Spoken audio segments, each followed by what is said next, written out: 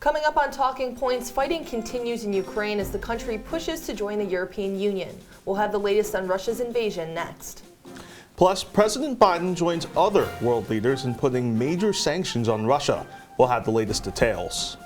And we discuss Ukraine's President Volodymyr Zelensky. Find out how the comedian turned president is defending his country against the Russians. Talking Points starts right now.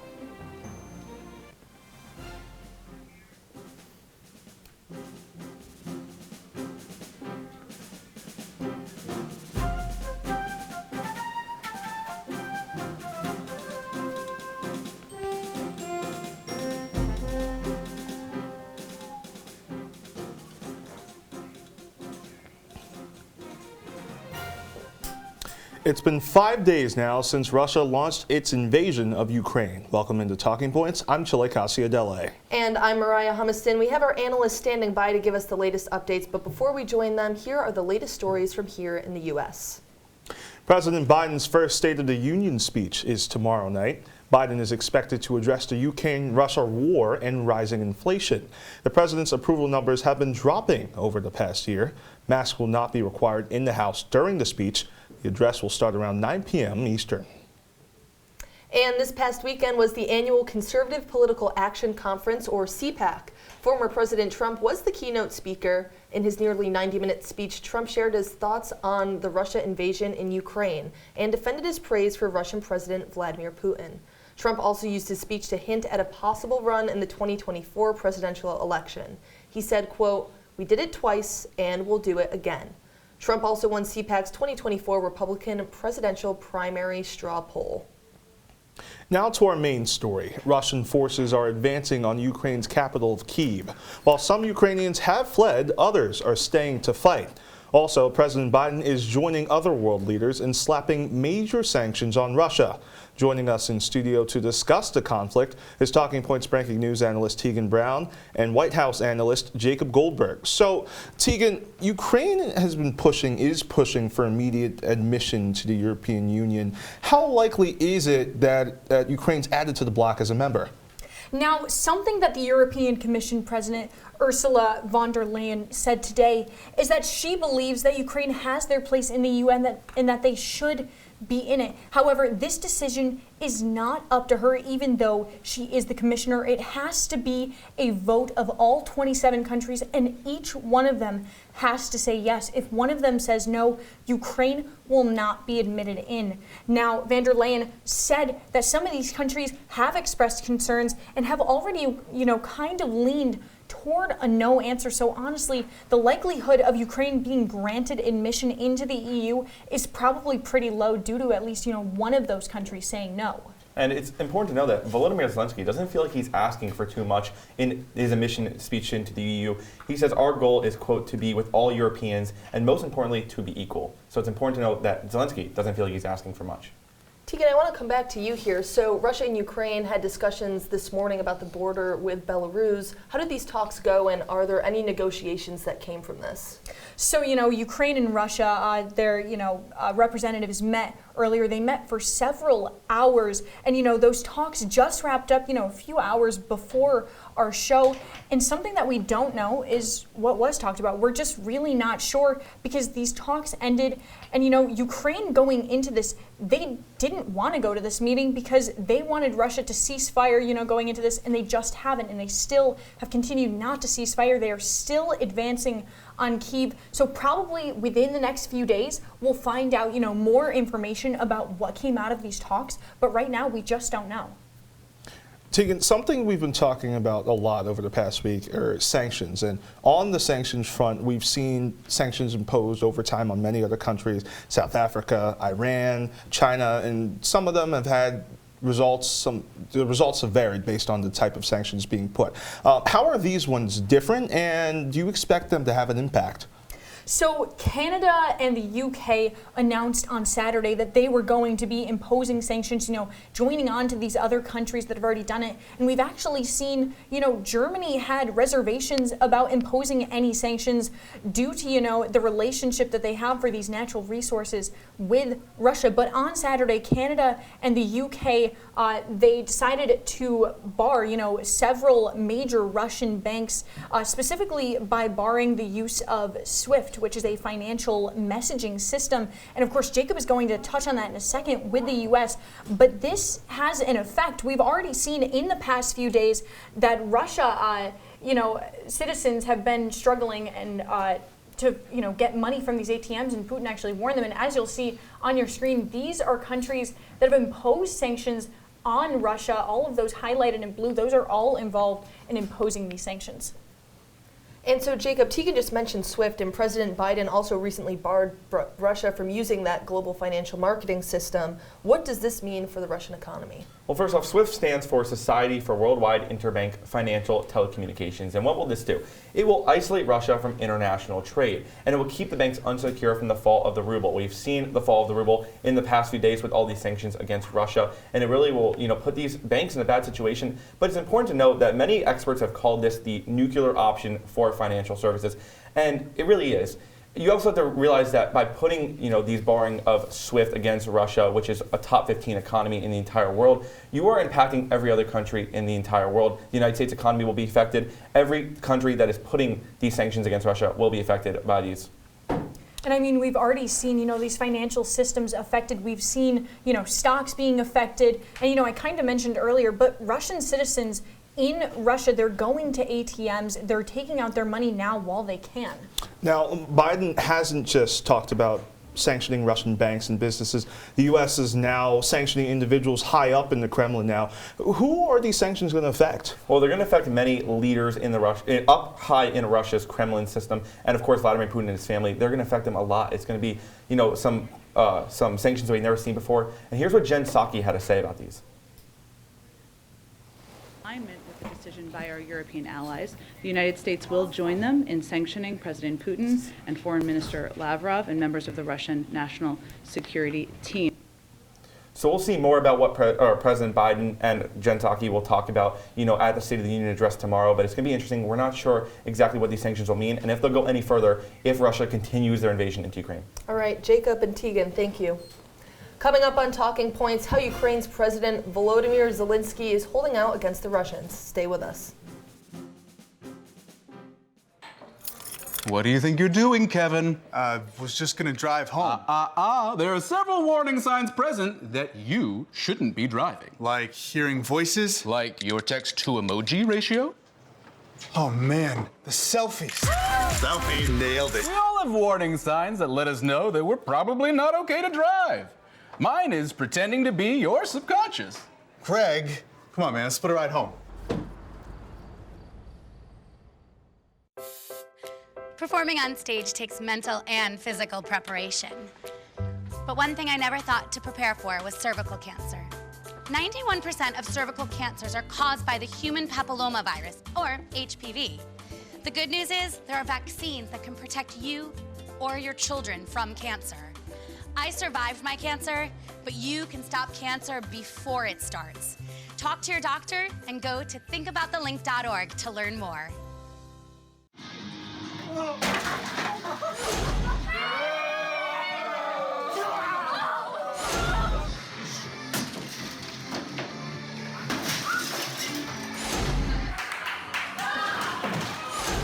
leaving. Most party fouls are pretty dumb. But if you decide to drink and drive underage, you could lose your license and your freedom. Underage drinking and driving. The ultimate party foul.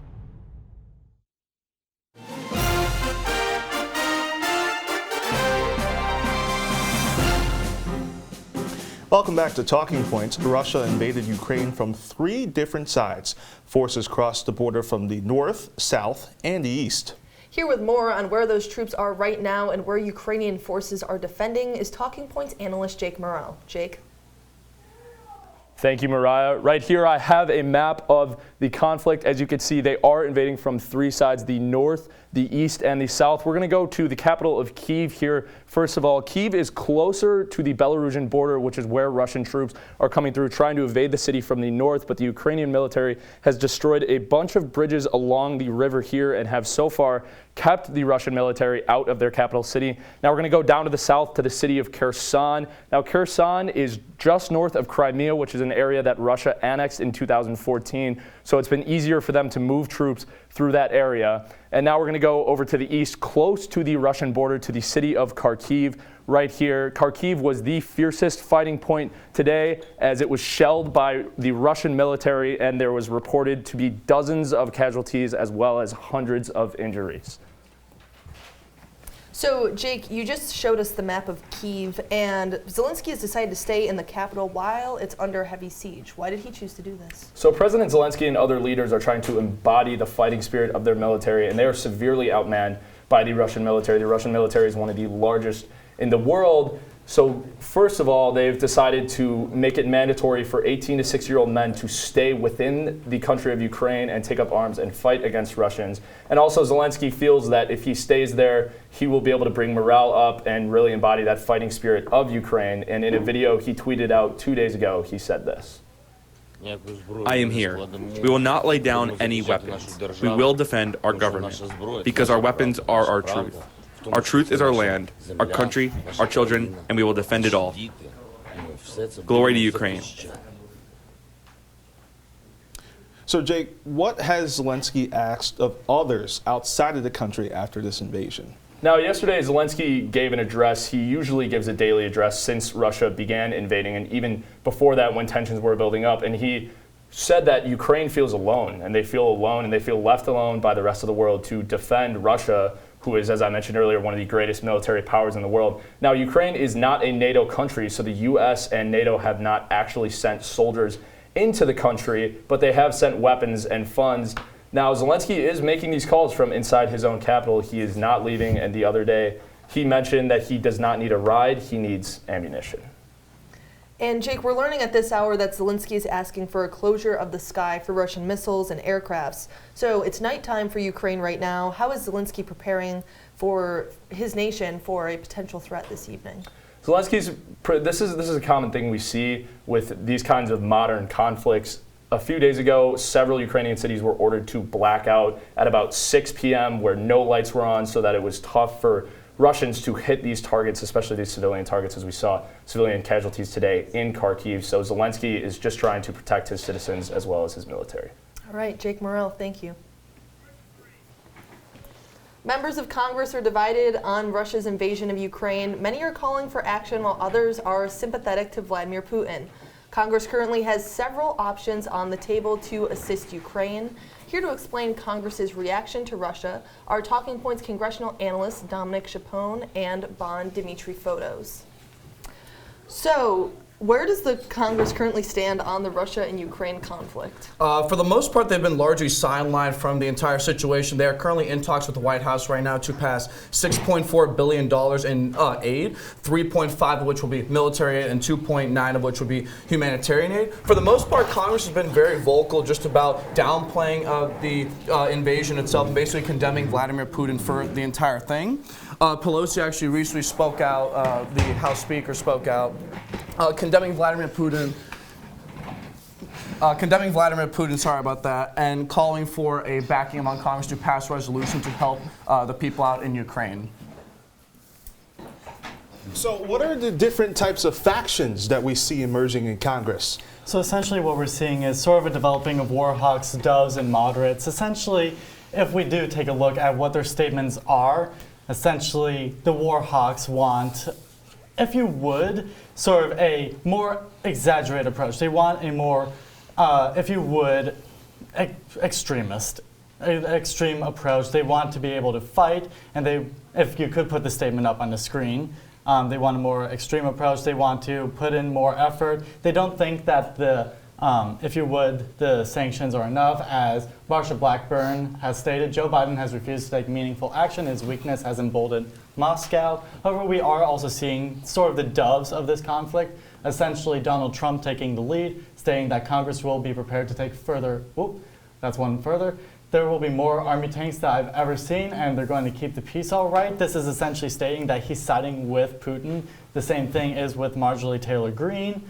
Another one is the moderates who are happy with the current response, essentially that the Congress will be prepared to take further action and additional action is deemed necessary. This is the House Majority Leader, essentially happy with what the current president is doing, and surprisingly even joined by a lot of Republicans, such as Lindsey Graham, where I want a sanctions regime from hell next week, and we have one president at a time. President Biden is the president of the United States, and to the extent I can help him push back on Trump, I will.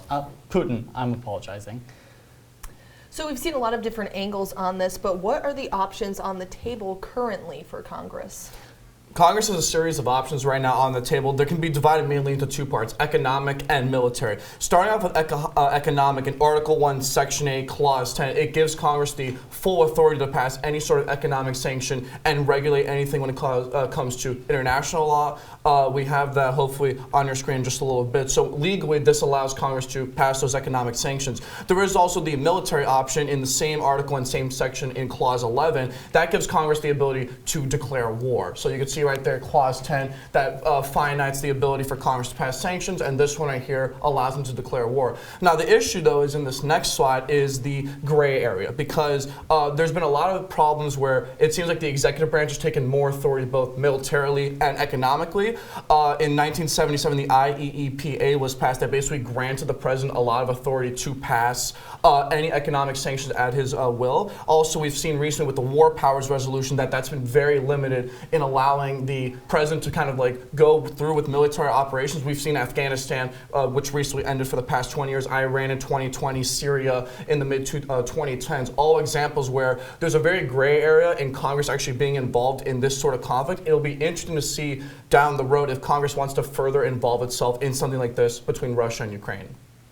So we have seen in recent conflicts that the executive branch, they've largely been in charge of imposing both economic sanctions or military intervention to other nations. Could Congress's role shift in this particular instance? So essentially what we could see is Congress might do something. However, they've given so much power over to the executive branch. They might use this as a way to pull some of it back. However, it's unlikely. Congress is more focused on the home front now, especially with all the bills that Biden's trying to pass through, and they're just leaving the effort to Biden, essentially interacting on the international level as a singular executive president. The only thing Congress has actually going for them to get further involved is that compared to other conflicts in the past, where like for instance the United States is directly in Afghanistan or Iran or in other nations, this is another nation attacking another nation. That's a totally different context with a totally different set of factors there. I like to see if that shifts the way that Congress acts in this situation.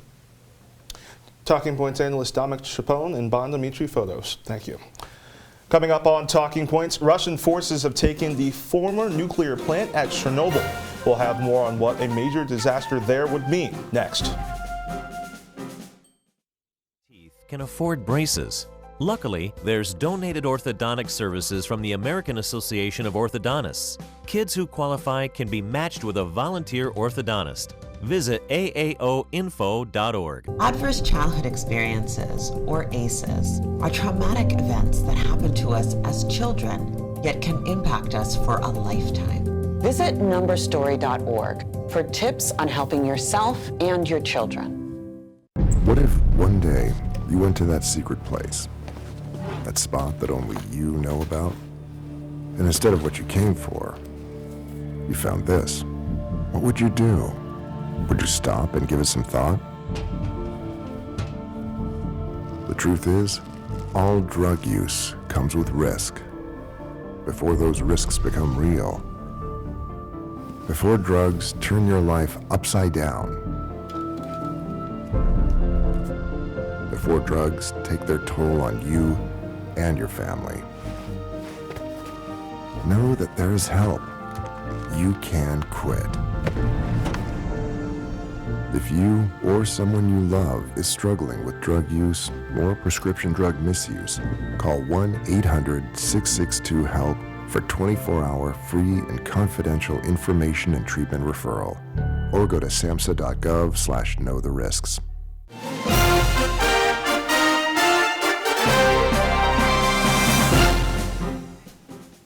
Welcome back to Talking Points. Russian forces have captured the former nuclear plant at Chernobyl. Chernobyl was the site of the worst nuclear disaster in history back in 1986.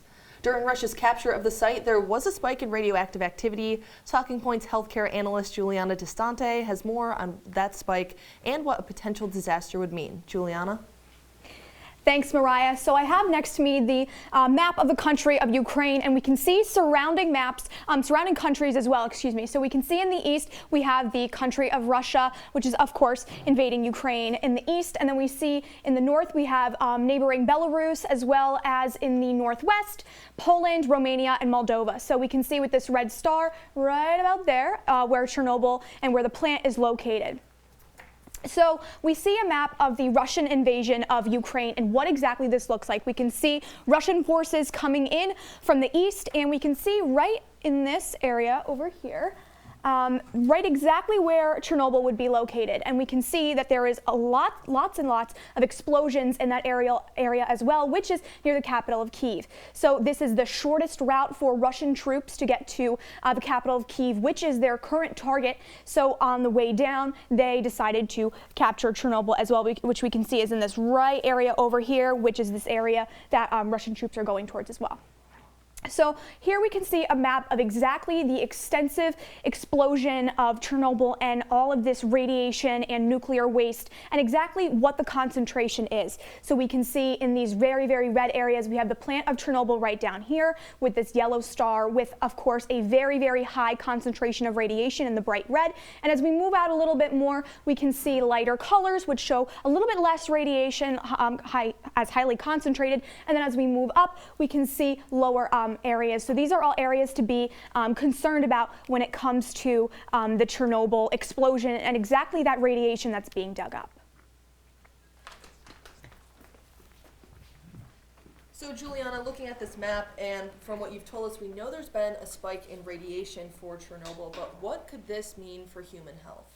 That's right. So the spike in radiation in the area of Chernobyl is due to Russian tanks and troops basically stirring up the soil again, and we're seeing this radiation coming up, and this is extremely concerning for human health. The explosion of Chernobyl was once again extremely harmful for human health, which with serious evacuation zones and areas of concern that human habitation cannot take place in. Human health is very concerning when it comes to radiation, and this is very concerning for human health when we see high levels of cancer, cardiovascular issues that can develop in the long term, and there are many, many negative effects that come with extensive radiation exposure. So Juliana, if Chernobyl were to become a site for gunfire or combat, what kind of repercussions could occur as a result of that? So this is very scary. We see Russian troops occupying an area that is a nuclear waste zone at the end of the day. And when it comes to combat, there is a great risk of artillery or other weaponry bouncing off of radiation points in Chernobyl. We can see the cement structure. The structure is covered in cement, but this can be extremely problematic when it comes to weaponry and other ammunition that could, hit Chernobyl, and we can see a serious issue. Talking Points analyst Juliana Distante, thank you. Coming up on Talking Points, we discuss President Biden's Supreme Court nominee, Ketanji Brown Jackson. Stay with us. Improperly extinguished can cause a wildfire. Hey guys, it's Smokey! It looks as if Smokey is going to use the drown, stir, drown and feel technique. After the first drown, a good start. Next, another drink. And finally, a close feel. Is it cool? Okay. Yeah. Hey, Smokey, catch! Oh, my bad, Smokey. Only you can prevent wildfires.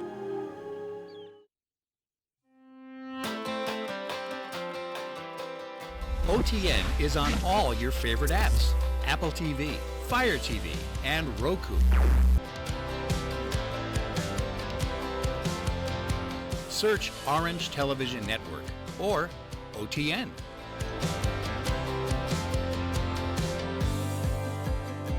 OTN has its best shows, short films, and CitrusTV on demand.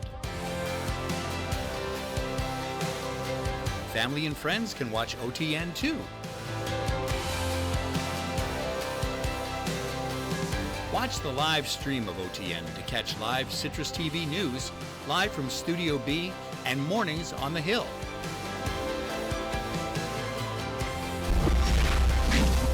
on or off campus. Watch OTN anywhere.